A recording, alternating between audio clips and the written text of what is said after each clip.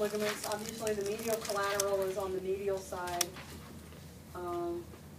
It actually attaches a little bit to that medial meniscus. So remember we said the meniscus is that little cartilage in there. So this will actually attach to the meniscus. And so we may see this injured as part of a meniscus injury as well. So it provides medial stability to prevent excess motion from a blow to the lateral side. So your collateral ligaments, so anterior posterior cruciate prevent that anterior posterior slide. Your collateral prevent lateral shearing. Okay? Attempt to. You know, sometimes the forces are hard enough that it tears those ligaments too. Okay, lateral collateral ligament, obviously it's on the lateral outside. We know that it attaches to the head of the fibula. This is fairly strong and seldom injured.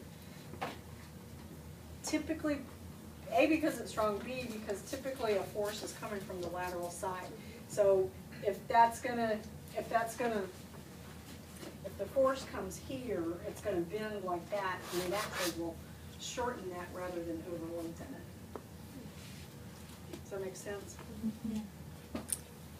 Okay.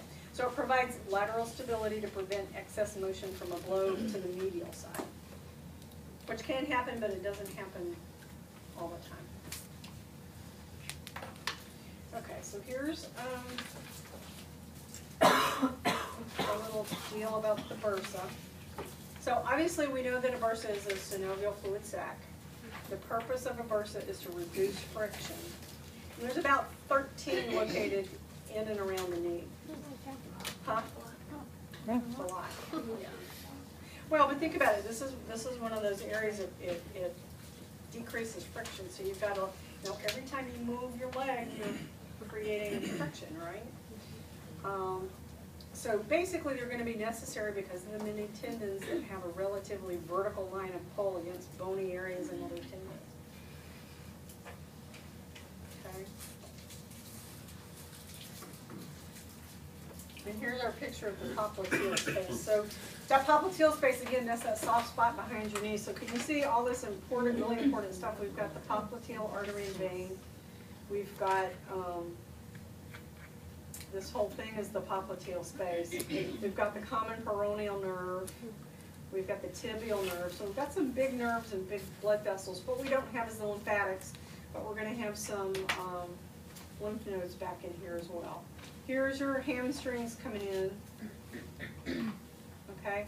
These are your gastrocs coming in from the below. Okay?